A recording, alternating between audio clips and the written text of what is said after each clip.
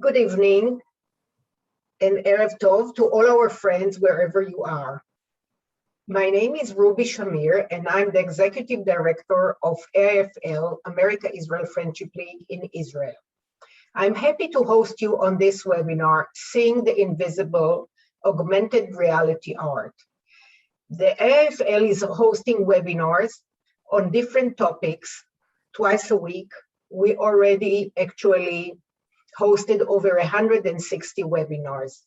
In this webinar, I feel that technology is enabling us to explore things we could not dream about a couple of years ago. We are going to visit two beautiful botanical gardens and see how AR is used in bringing top art exhibitions to their visitors. This would not have been possible without the partnership of the Botanical Gardens with Outset Contemporary Art Fund, founded by Candida Gertler, who is with us today. Candida co-founded Outset in 2003, which supports major art projects in an innovative way. Candida was recipient of many awards, including getting the Most Excellent Order of the British Empire by the Queen of Britain. Now, I would like to introduce to you our moderator, Wayne Firestone, Executive Director of AIFL. Please, Wayne. Well, we, Ruby, have some show today, but it's not a show that you could literally walk over to the Botanical Gardens of Jerusalem if you happen to be lucky enough to be walking distance or in the vicinity. We are going to look at something that is new and an innovation from this period in many respects, where it's been very uncertain how art and performance and creations are going to happen in the future. And I think that's very much not a surprise to this audience, that innovation is coming from Israel. Innovation is happening in multiple fields. But not in isolation or quarantine. It's actually been in collaboration with other creative spirits all around the world. And this project so embodies that and embodies a future where we need hope, where we need creativity, where we need signs of what our future together will look like.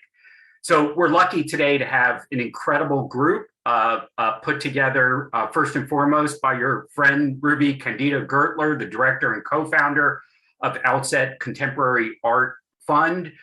She's brought with her a team of people from around the world who've been involved in this project. Not everyone, we didn't have room for everyone on the Zoom screen today, but a sampling, a taste of what this project is for everyone to first digest. Hannah Rendell, the Executive Director of Strategic Development at Jerusalem Botanical Gardens, is here with us. She also has founded Breakon and has brought together immigrant artists to a dilapidated building in Tel Aviv, over 10,000 people, to experience immigrant art in Israel. We have Hadass Maor, who is a contemporary arts curator, who actually was the curator at the Israel Pavilion at the 56th Viennese Biennial. We have Tal Michael Herring with us. He is also a curator, but an expert in a term that might be new for many of us here today, augmented reality. He's an expert in virtual reality, in augmented reality, and he will teach us a little bit about that. In Israel, he teaches students at the Tel Aviv University Tisch School of Film and Television, as well as the Cholon Institute of Technology. And today he'll dumb it down a little bit for the rest of us so that we get an understanding of how this technology actually works. And I'm really tickled to have an international collaborator with us, Jennifer Romanenki, the president and CEO of the Marie Selby Botanical Gardens in Sarasota, Florida. She is a cultural arts expert that migrated at some point from New York to sunny Sarasota, and rebranded and created a living museum which now actually has two different facilities, if I understand, in the Bay Area of Sarasota. And we're going to get a taste and an understanding of what this looks like from around the world with just one of the sites that are involved. So Candida, let me take it to the top for you to tell us a little about where this project came from, and to hand off to some of your colleagues now around the world to share what this program and initiative has become. Great, thank you so much. Good evening, and thank you for this wonderful opportunity to present Seeing the Invisible on this esteemed platform. So how did we get here? I've decided to break this question down to its various ingredients, as each of them, like in a precious recipe, was and is essential for its success. I'm Candida Gertler, the co-founder of Outset Contemporary Art Fund, the largest independent international philanthropic arts charity, supporting arts projects in the public realm through innovative and imaginative partnerships, with the aim to expand the public who can see, enjoy, and of course support contemporary arts at its qualitatively highest level. Going since 2003 and having supported hundreds of art projects in the museums and public spaces of this world, we were able to build a wonderful international network of artists whose trust we have gained after supporting them at a significant time in their careers. To all those involved in Outset, art is a fantastic opportunity to add a precious layer of understanding and learning to one's life, and most and foremost, a unique opportunity for dialogue and understanding each other. With this in mind, we were delighted when Hannah approached Outset nearly 3 years ago with the brilliant idea to collaborate on a contemporary arts exhibition. And after a very successful first exhibition of beautiful sculptures by Israeli artists called Returning to Nature, curated by the formidable Hadass Maor, we were ready to go for round 2. Relying on the following world-class ingredients, like the brilliant JBG team led by Hannah and their fantastic network of botanical gardens worldwide, the brilliant co-curators Hadass and Tal, Outset's vast international network of world-class artists and our great Israel team, the brilliant Cora Tech team based in Denmark, great support from the Clore Foundation Israel and from James Snyder from the Jerusalem Foundation, and of course, many sleepless nights, we were able in a record time of 8 months to create an app and to present the following world-renowned artists whose origin and location of activity reads like the UN. Please, on the next slide. From China to the US, Japan to Israel, Turkey to Australia, and many, many more, all exploring the new medium of augmented reality.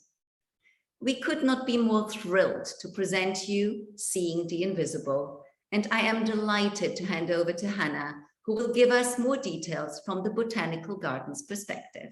Thank you very much. Thank you, Candida.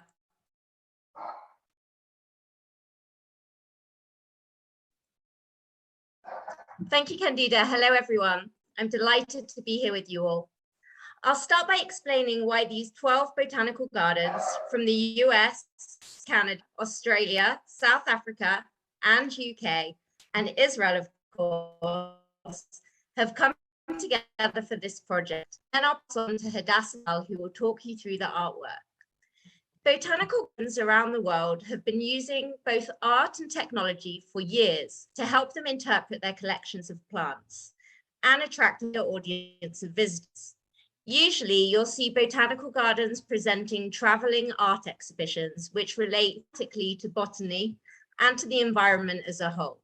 And sometimes gardens will be in the position to commission site-specific artwork that will premiere in their location. Despite gardens being extremely different around the world, different collections, different climate, different organizational setup and financial situations, some challenges are universal. Botanical gardens often struggle to engage the public past the aesthetic aspects of their missions. Beautiful flowers and blooming trees are only visible for certain times in their cycle, but the real work and the stories are often happening when these plants are not looking their best. Art can often help us not only beautify the gardens, but also encourage visitors to look with more inquisitive eyes, to challenge what they are seeing and also what they do not see. Physical art exhibitions can also be problematic for gardens. Being outside spaces, it creates limitations for work that can be hindered by being in outdoor environments, weather and wild animals, for example. Also, large sculptures can often damage plants, and there's always high costs surrounding insurance and transportation. Can we have the next slide, please? Augmented reality provided us with solutions for almost all of these issues and opened the door to botanical gardens to create a global contemporary art exhibition that combined new technology, commissioned new art, and developed our outreach together as a global community. Augmented reality should not be confused here with virtual reality. Virtual reality requires you to place headsets on and literally takes you to another world. You can be sitting in your living room, but feel as though you're climbing a mountain or racing a car. Augmented reality does not transport you to a different world. You don't need to wear a headset. You take the experience in by simply looking through your device or phone or tablet and being exactly where you are, only with the addition of the artwork. For Seeing the Invisible, all artworks were selected and created with the botanical surroundings in mind. They're intentionally placed for each garden and cannot be seen anywhere else but in their designated place. We created an app especially for the exhibition. When downloading the app, it recognizes which garden you're in and then leads you using a GPS to each location where the artwork has been carefully placed by our brilliant curators. Next slide, please. Once in the right location, the visitor will then be prompted to establish the artwork, which appears in front of them. All the artwork is immersive and invites the visitor to become part of the experience. One of the most incredible realizations for me during the development of this project was just how much each artwork claimed its space. Despite not physically being there, the artwork remains in the space even when you're no longer looking through your device and you can no longer see it.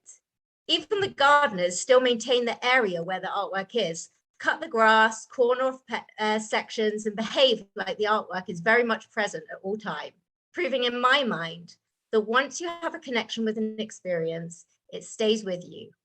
On average, at the Jerusalem Botanical Gardens, people have been staying around 3.5 hours each visit, enjoying both the gardens and the art simultaneously. I'd like to now hand on to Hadass and Tal, curators of Seeing the Invisible, who will talk you through the artworks in the exhibition. Hadass, Tal. Thank you, Hannah. It's a real privilege to be here this evening and to have had the opportunity to collaborate both with you and with Candida and with the whole full team, which is not all present here. So we'll speak a little bit about the general ideas behind the exhibition, and then we'll refer to just a few of the works in particular. The exhibition as a whole was targeted at inquiring the relationship between art, culture, nature, and technology. We refer to the exhibition as a contemporary art exhibition using the new technology of augmented reality. Actually, it's not a really new technology. It's been here for a while, but in a sense, the past 2 years with the COVID pandemic around the world have brought up people to engage more and more in digital means of communication and of being in the world. And we thought it would be interesting to see how this would work within the art field as well. So the initial idea was to try and address these topics. And in this sense, we created a wish list of artists which deal in their works with this tension between nature, culture, and technology.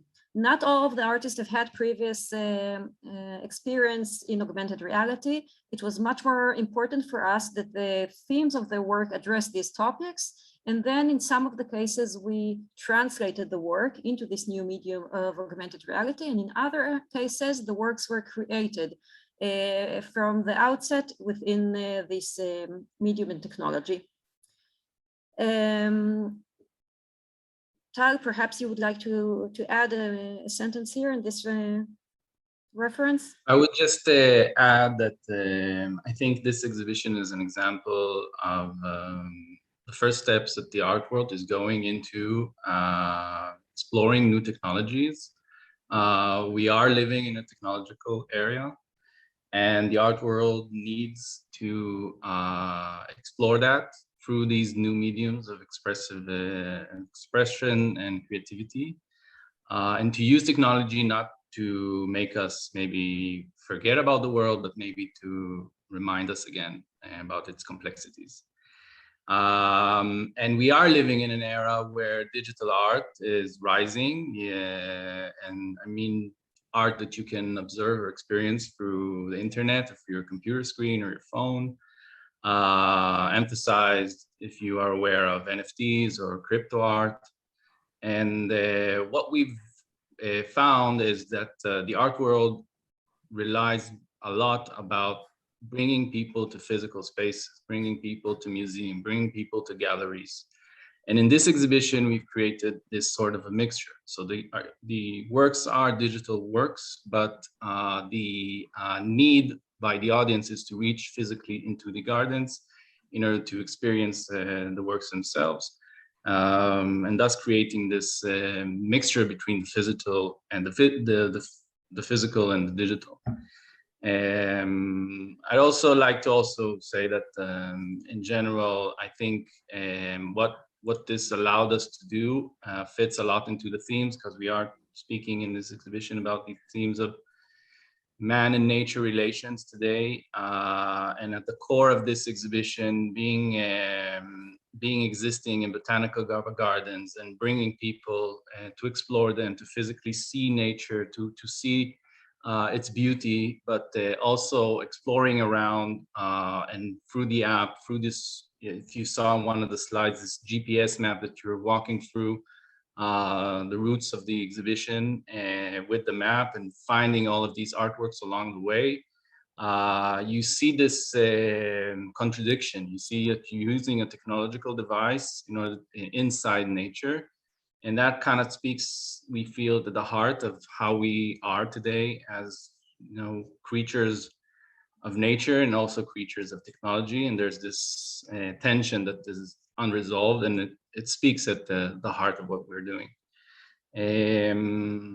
Yeah, it's also, yeah, please. I think if you can go back to the slideshow, and we'll present the artists that are involved in the exhibition and quickly walk through, and then we'll address some specific works.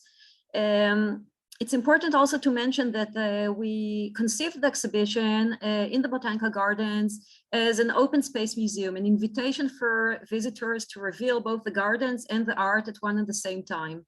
We specifically did not want to have QR codes or signs where the works are positioned, and we invite the viewers, and we can just go through the next slides in order to get an idea of the type of works and the span of artists and the experience. So walking through the gardens and using this GPS-oriented map, whenever a visitor reaches a point where there's a work is located, there's a pop-up on the screen which invites the viewer to establish the work. And the work is established through a very simple process of scanning the ground and pressing establish, and the work appears. It appears from the invisible within the garden, but then it does not only appear, but it invites the viewers to step into it, to walk through it. They're all experiential artworks, which invite the viewers to spend some time within them and with them. And this is an essential part of this technology and this medium. We can go through to the next slide, or I can address. Yeah, I can address it as we go along. This is one of the works. It's titled. Please, I'm sorry for the previous slide, and we'll do it as we go along instead of going through it twice. Gilded Cage is a work which was physically conceived by Ai Weiwei, a Chinese artist and activist, in 2017. It was conceived after he had been detained in China for 3 years due to his critique of Chinese governmental actions.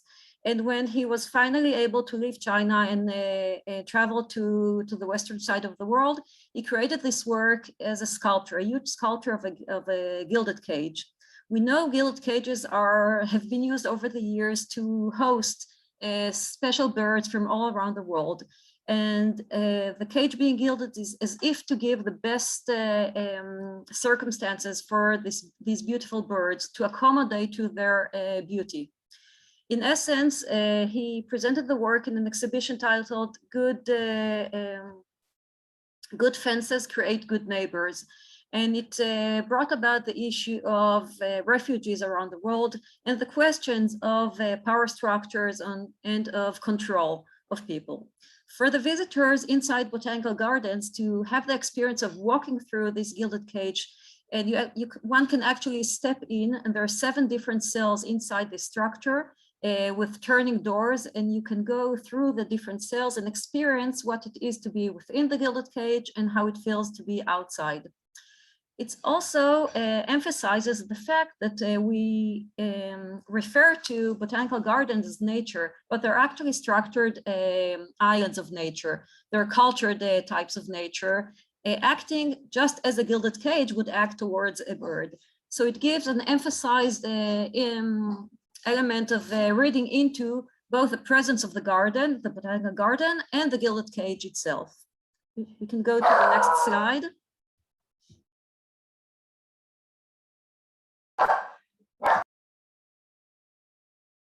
Sorry for the barking in the back. This is a work by Isaac Julian, a renowned British artist, a video installation which has been translated into the medium of AR. Next slide, please. Another view of the same work, beautiful work, which was all shot in Iceland. And here we have the next slide. We have a work by Sigalit Landau, which has been created especially for this project. Sigalit Landau is a renowned Israeli artist. She's been working for over 15 years and has created the Dead Sea area to be a sort of a studio for her, both conceptually and materially. She uses the salt and minerals of the Dead Sea in order to create her video works, some of her objects, and her sculptures. Over these years, Sigalit has had a beautiful poetic and political idea to build a bridge created of salt to connect Israel, Jordan, and the Palestinian authorities. The idea is yet to become true in reality, and there have been financial obstacles, political obstacles, physical complexities about creating a bridge made of salt. But she's had beautiful sketches along the years. And for this project, she took one of her very early sketches and recreated it within this medium of augmented reality for the exhibition. The result is a huge salt stalagmite, which you see is erecting from the ground, encompassed by 3 different bridges around it and some water. I believe we may have, no, we don't have a video of this work here available, but the viewer can actually go 360 degrees around the work, examine the stalagmite from afar, come up close, and even crawl down and go beneath the bridges and into the salt stalagmite, seeing the texture of the stalagmite from inside. Of course, the work speaks about bridging cultures, nations, politics, individuals. Next slide, please. Next slide, please. Shall I continue, Tal, or you would like to refer to Mel? No, you can continue now. Okay. Mel O'Callaghan is an Australian artist who's been invited for the exhibition. She's not had any experience with augmented reality before. The work, Pneuma, is based on an actual physical sculpture and a performative work. She's presented in various museums around the world. The work relates to the process of entering a state of trance through sound and imagery. She's collaborated with a scholar named Sabine Ritter, who examines the processes of how visual changes and audio changes can enhance trance states in individuals. In her performative works, she presented a glass sphere in museums, having performers go around the glass sphere, create noises, enhance their breathing until they reach a state of trance. For the exhibition, we altered the work, and we have this digital sphere, which invites the viewer to actually step in. As soon as a viewer steps into the sphere, virtually, of course, but through physically walking in the garden. So there is this tension and combination between physical and digital. All the outside, the vision of the garden outside is altered, and the degree of alteration gets harsher and harsher. There's also sound, and the sound of breathing, which becomes heavier and heavier. The viewer slowly accommodates his or her breathing to the sound of breathing outside, and they don't enter a full state of trance, but it does raise a heightened awareness to your presence in the garden. So, for instance, here Mel had a totally new opportunity to examine a new medium in order to address the same topics she's addressed in previous works along the years. Next slide, please. Maybe it could be a good idea to show, we have a small teaser showing some videos so people can see some of the works in motion. We actually have a video of Mel's work as well. I forgot about it.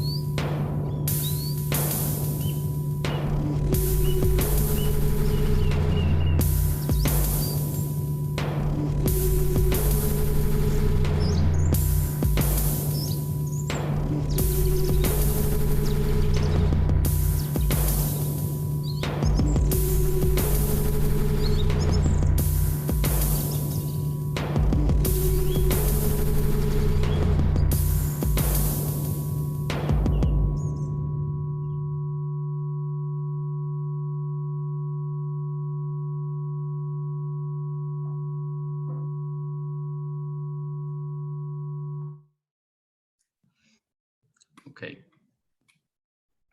Shall we go back to the presentation?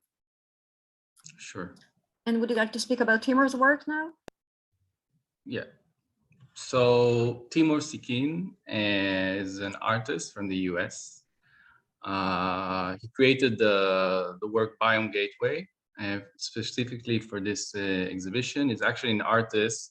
Like Ada said, there are artists in this project that had no experience using augmented reality or even using or working or creating something in digital media. But Timor is actually an example of an artist that has extensive experience creating virtual worlds, 3D art, virtual reality, but actually this is the first time he's created something in AR. The work, I don't know if we have a video of it. Yeah, maybe yes, we should have a video of it. You can see a bit the movement.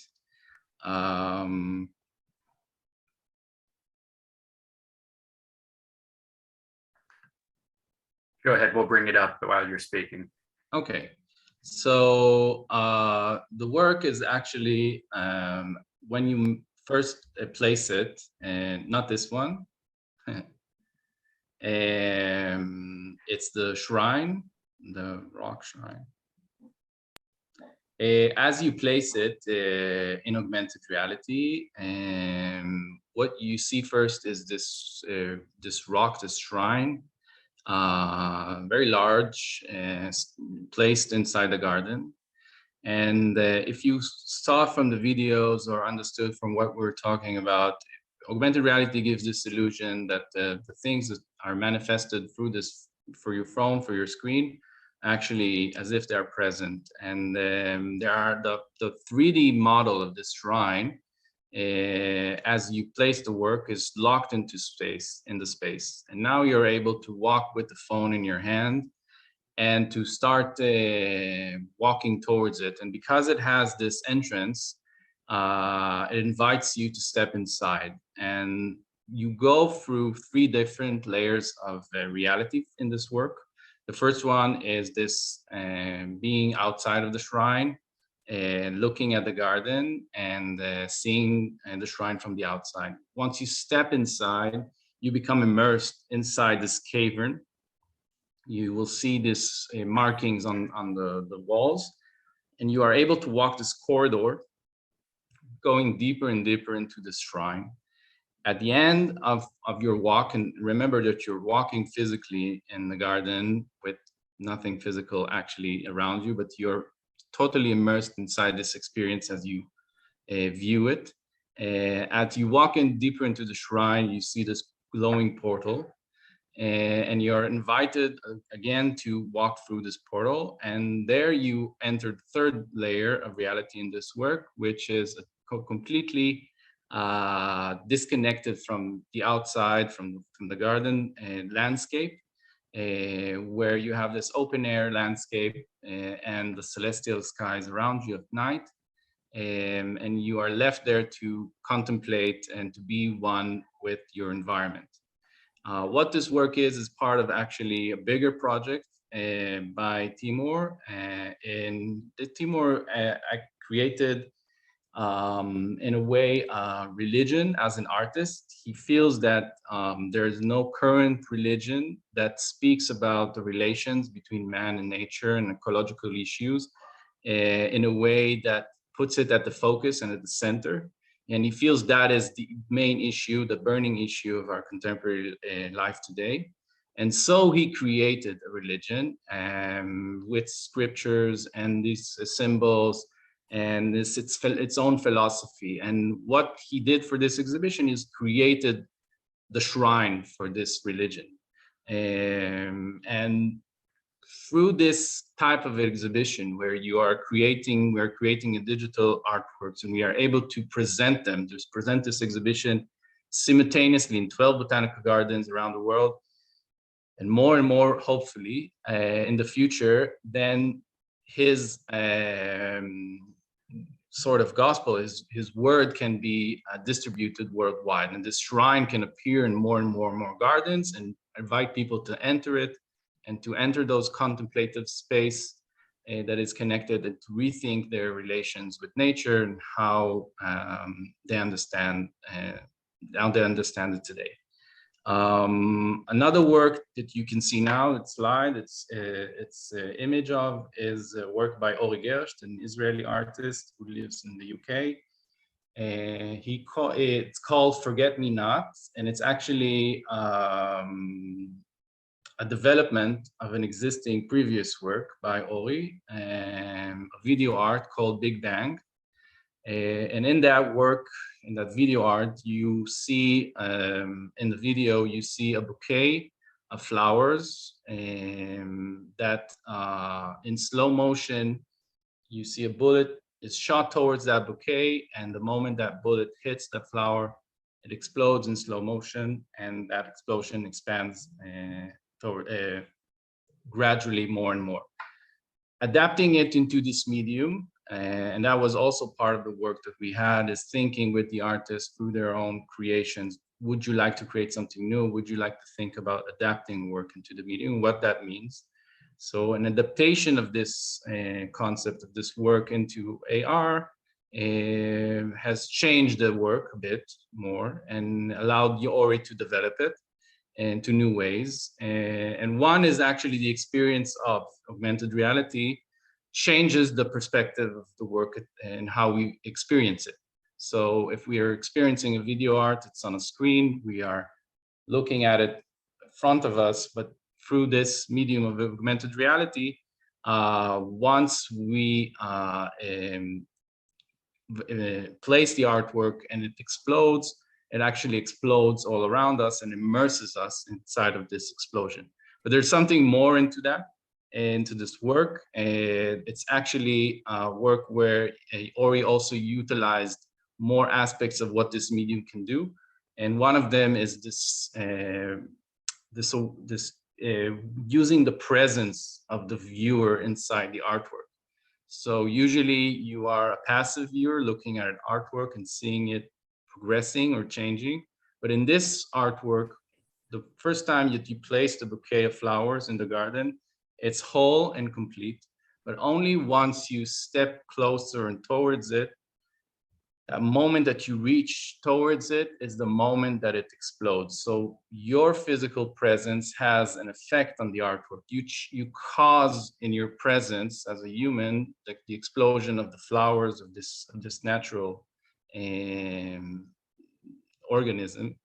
And you see from the bouquet of flowers, the whole parts of it exploding in slow motion all around you, whether they are petals and bits of the plants, but also these bees and butterflies and everything that was actually hidden inside the bouquet is exploding constantly and growing. This explosion constantly growing and expands all around you in slow motion. And in a way, Ori also told us that he likes that moment where that slow motion gives us the feeling of the beauty and destruction. So not in a positive way, but it actually makes us aware of how maybe we enjoy seeing things being destructed. We see things being destroyed. And there's a lot of beauty in that destruction and in that moment. And what he took furthermore in this artwork is not just the explosion, but what happens after. And that aftermath, once the parts of the plant is all around us, but what we start to hear is these whispers and these descriptions of the bouquet of flowers that he recorded previously. These recordings of descriptions of the bouquet of flower before it was destroyed are floating in the air, and the environment all around you can walk around and hear it. In a way, it kind of reminds us of what was lost. And all that we are left with is these descriptions, these images, these words, this history text. Okay, we can go to the next slide. This is a work by Sara Miojas. Yeah, let's continue on. Yeah, let's continue. Let's reach to, this is the work by Muhammad Kazam. If we have time, we would love to talk about all the works, but let's focus. Let's continue on. Next slide. Next slide. Yeah, so this is the work by Dieto Manabe, an artist from Japan. And the work is titled Morphicore Prototype, AR. And in this work, we see a figure dancing for a few minutes, but the dance itself is actually very erratic and actually is beyond the laws of physics and laws of the universe. And what you see, I don't know if we have a video because it's, maybe we can see actually the video. Yeah, we'll be able to show this one. Very visual. So the work is actually part of a research by the artist as he tries to understand the relation between the mind and the body. So the body that you see, this figure, is actually Dieto himself, 3D scanned. So he created a 3D scan of his own human body. And what he did, he went into an MRI machine.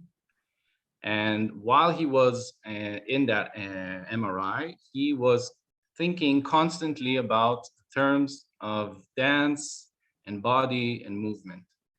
And while the data that came after this scanning of his brain, he used that data and transformed this data of what he was thinking when he was inside the MRI into movements, 3D movements of the body. And what we get is this, this very, very interesting explosion where you see a body, a very realistic human body, that its movement is actually transformed and changed in ways that are beyond what the physical body can do, but are actually their source is the thought, the mind. So the mind, in a way, becomes, we are aware that through it that the mind is an infinite thing, that we can think about and do anything, but our bodies are actually still a natural thing that is, you know, has its constraint, its natural constraint. Okay, we're gonna play. We can see a video here. Actually, one of the guides in the Jerusalem Botanical Garden being very creative and dancing along with Dieto. And the changes that you see in this choreograph, this dance choreograph, again, is taken from MRIs and movement. He was thinking about movement, and you see visualization of what the movement is.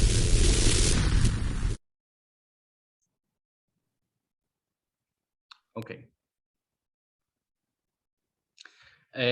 I think we would love to talk more about more artists and artworks, but I think we should carry on to Jennifer from the Mary Selby Botanical Gardens to speak. Please, I would like to add 2 more sentences regarding the exhibition as a whole, because it may not be clear enough.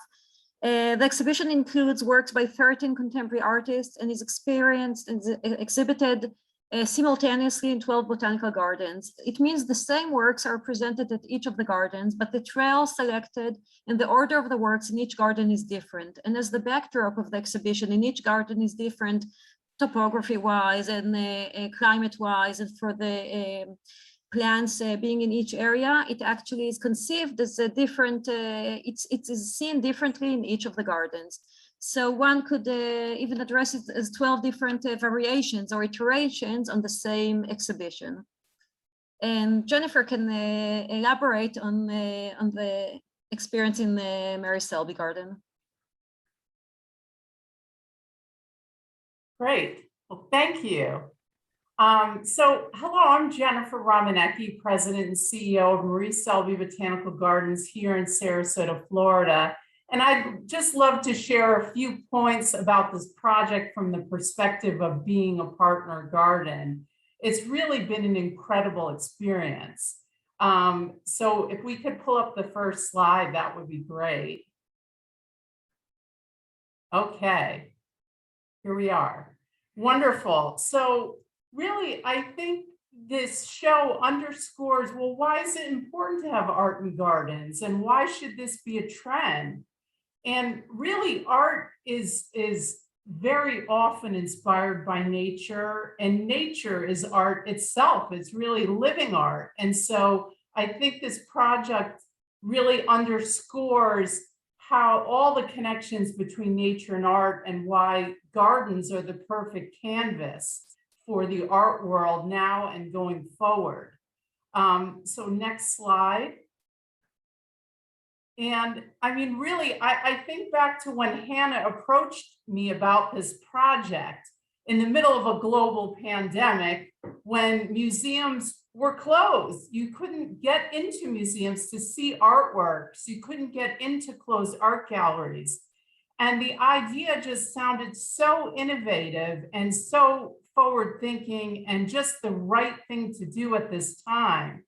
And I also think back to the planning of the project and to be, collaborating with 13 international artists, 12 botanical gardens across 6 countries, and to have all of these botanical gardens representatives on a Zoom call, regularly planning together. I mean, I almost think it was botanical diplomacy. It really was reaching our hands across the world and connecting in all different time zones throughout the planning of the project, which I think was really exciting and truly an exceptional experience. And at Selby Gardens, we'd already been operating as what we're calling the Living Museum, for which we secured a trademark. And it's really the idea of botanical gardens operating just as art museums do, having changing exhibits, changing programming, always giving visitors a reason to come back, and also broadening our reach to reach the arts and culture community.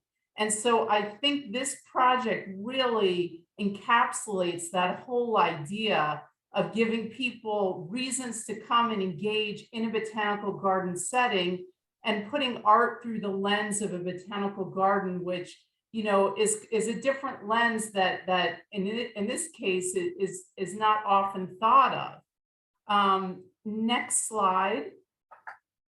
So really this exhibit I think is truly special. Hannah alluded to some of the things as far as the fact that we didn't have to worry about harming our collections and our plants and grounds to achieve the exhibit. And also, the costs of doing a monumental sculpture exhibit in a garden setting are quite high. And so I think the augmented reality format really circumvents a lot of those issues with installations in a garden setting. And as you could tell from the explanations from our curators, I mean, these works are truly immersive. And I think that's what people want today. They want to experience the art, not just passively look at it on a wall. And this show really allows you to do that. You truly get to go within the artworks, around the artworks, immerse yourself completely. And it's really just exceptional. And the other thing that I think is incredible, next slide, is that, it really appeals to all ages. That's what I'm finding, is that, you have young people, you have kids who can immediately relate to the technology aspect, but guess what? They're spending their time outside in nature, looking at major works of art. At the same time, I've seen elderly people whipping out their iPhone, getting completely immersed in the exhibit. And I think the fact that the exhibition applies to all the generations across the board is truly unique and something I really haven't seen before. And, I think in thinking about visitors looking at artwork, when visitors look at artwork in a traditional museum setting, often they linger in front of that artwork merely for seconds, like less than 10 seconds. And what we found with these augmented reality works is people are spending up to 15 minutes on each work because there's so much there and there's movement and it evolves right in front of them and there's just so much to unpack. So I think it's just truly exciting. And I think the project as a whole is so innovative and really shows what I'm calling the green frontier of the art world. There's just so much possibility with this format and with collaborating across the world. And I think the future of this concept is really bright. And we at Selby Gardens were just honored and privileged to be a part of this undertaking. Thank you. Thanks so much, Jennifer. Just hearing your enthusiasm about it and the embrace, which felt like very immediate. You know, we have innovations on three fronts here: on the venue in nature, and the art itself, as well as with the technology. And I want to, in the remaining time, see if we could explore each of those independently to see how it all came together. First of all, I want to crowdsource, because we've got people calling in from around the United States, around the world. Can you name the botanical garden that is closest to your venue? Because I have a feeling you're going to be seeing more of this augmented technology, and hopefully in your own backyard. So if you know a good botanical garden in your local community, if you want to stick it into the chat, and maybe you've been there or want to share some insights afterwards, we'll certainly pass it on to the organizers. Hannah, I want to come up back to something that you said early on in thinking about the venue of an outdoor botanical garden as being a natural during COVID. And one of the things you mentioned is that people were staying longer and essentially taking advantage of all three of the innovations. Did you sense any pushback from your colleagues and from others about people walking around with tablets and smartphones and not focusing their entire attention on what you've done traditionally?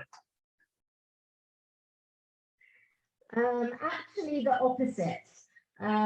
We received some pushback before we came out with the exhibition, when we started to speak about it, which was, why would we want a tablet or a phone when we come to the outside? We want to just be outside.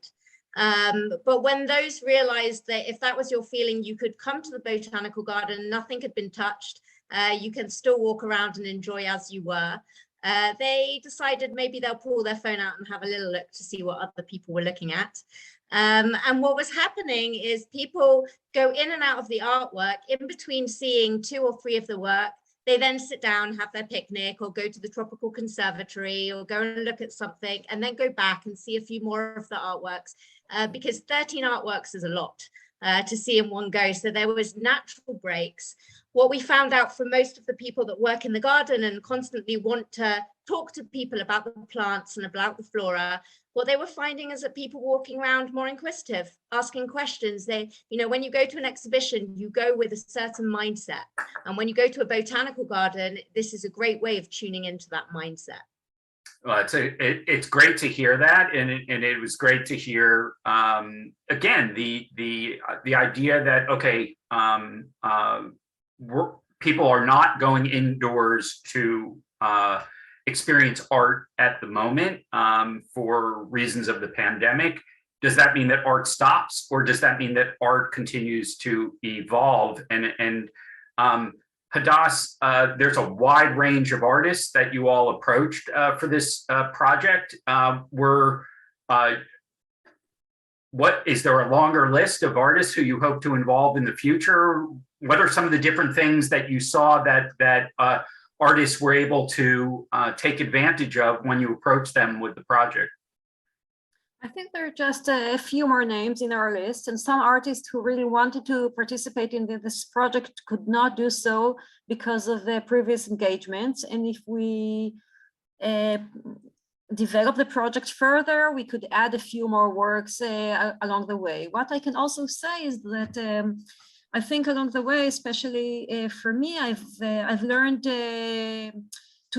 I've grown to understand the medium and the technology much better, and to understand its immersive qualities. And it's not only a matter of establishing visuals, because we've seen through the pandemic and through these past 2 years how museums and galleries and even art fairs, with the inability to host people inside their venues, opened up virtual galleries. But posting images in these virtual galleries as if adhering them to the virtual walls inside the gallery is one thing. And what this exhibition proposes is this very unique combination of pulling people outside of their homes and outside of their private realms into a public space. And within this public space, they have to go about and reveal the works and establish them. And the works are three-dimensional, and you can go around all the works and you can enter them, and it's immersive and it's experiential. So it's totally different from the experience of sitting at your home and viewing images of works on your computer. It's really a totally different experience. And I think Tal mentioned it before, and we can emphasize that a new term was actually coined through the pandemic, phygital, combining the physical and the digital. It's a theoretical term being used nowadays for many, many aspects of our contemporary lives, and the exhibition touches upon that. It also, at the same time, touches upon the notion, which is extremely crucial for contemporary art, of site specificity. We've seen works of art being installed in museums and in galleries and in biennials all over the world, relating to the space they're set in, being site-specific architecturally and thematically. And this exhibition takes this notion and tries to ponder it in a contemporary and even futuristic manner, what it means to be on a specific spot, because in each garden, each work can be established only in one spot in the vicinity of about 5 meters. You cannot just establish the work anywhere in the garden. You have to follow the map and follow the trail. So it's very specific and very physical on the one hand, and then it's totally digital and virtual on the other hand. Well, phygital is a term that I think is very apropos. Tal, we have a few questions about the technology underlying this. Is it just Photoshop outdoors? Is it something, obviously, with GPS that it's allowing the individualized visitor to experience this only under a certain set of circumstances? How would you sort of describe what's below this, or you know, that's in the enabling technology that's allowing this kind of hybrid experience? So augmented reality is a technology in general. It's been used not only for art, of course, for many fields, and it can be experienced through various devices. In this specific exhibition, we chose the mobile phone or the iPads, things that people have. And it's not a Photoshop in a way that it's all live, okay? It's all rendered live. You see everything live. Once you use your phone and you use the augmented reality, what it does is it opens your device's camera. So you first of all see through the camera the world live, people walking through the trees, whatever you look at. And the augmented aspect is the 3D, in this case, the 3D artwork. And the technology is able to place the 3D in a specific location inside your zone where you currently are, mainly because your phone can detect what is your ground level, what is your ground, and opposed to how you're holding the phone. So there's a need by the visitor when he visits the exhibition, once he enters a specific zone, and again, all of these artworks are GPS coordinates. They cannot be opened anywhere else besides this 5 meter radius of where they're chosen. Once you're there, you are able to place the artwork. You just need to kind of choose where in your proximity you would like. And once you've chosen that location, the artwork is there. So the Ai Weiwei gilded cage is there. And once you walk towards it, you walk through it, it remains in place. It goes bigger or smaller as you walk towards it. And obviously it opens up a whole wide range of possibilities, because all of this technology is actually created through softwares that are being used to create interactive experience, 3D interactive experience, or even games. So well, I'm still going to take away from this phygital, because it has it is a great way to get your hands around this. You're actually able to be in nature. You're able to experience, right, as you said, in real time, something new that's happening. It's not static. But it also gives the artists possibilities to do things that they could imagine whatever they wish. They could create this huge arch that is 40 meters high just by a click of the button, because the artwork grows bigger inside the software. They could use materials that are, they're things that are not available in our world. That you could combine materials to create new types of materials, movements, physics, all these kind of things can be played around, and it's a whole palette of possibilities for the artist. Well, thanks for introducing us. This is a 101 course. We know that there's lots more coming because you all are continuing to innovate and create. We have people in our audience from Des Moines to Dallas who have shared the venues of their botanical gardens. Candida, I want to come back to you to close us out at the top of the hour. What's next? I mean, you've whet the appetite for an audience to something that in the gardens themselves, they probably couldn't have imagined them doing this before the period of COVID. Maybe they might have been time, maybe this accelerated it. But now that people have experienced it and you've gotten interest globally in the concept, and we have someone in our audience, Michal, who's giving a shout out to her experience in Sarasota at the Selby Gardens. So we know people are now aware of it. Where do you see Outset going from here? Well, we are very, very excited to have this wonderful team with whom we can continue dreaming. So the idea is really for next year to engage with more botanical gardens across the world. And it's amazing to see how many suggestions have already come through the chat. And we're very grateful. And with Hannah at its helm, being one of the co-founders of this project, Jerusalem Botanical Gardens and Outset, we will not stop. And we really hope with our curators that we can dream of engaging with more artists down the line, maybe expand the list or interchange the list according to what is really the most exciting in the art world. We always are striving to bring to our audiences the best quality art, the most innovative of all artists and creations. And I think with our brilliant team, we are definitely poised to do so. And thank you again for giving us this opportunity to speak to all of you.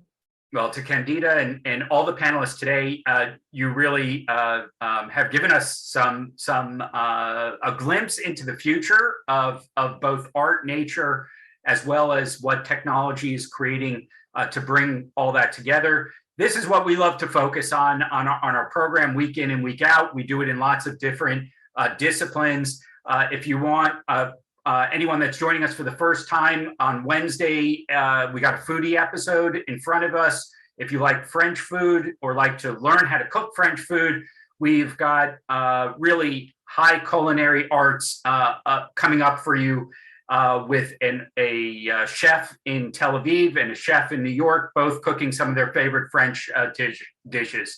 So everyone from all of America Israel Friendship League, we'd like to bring you innovation. We'd like to lighten things up a little bit with the help of this amazing panel today.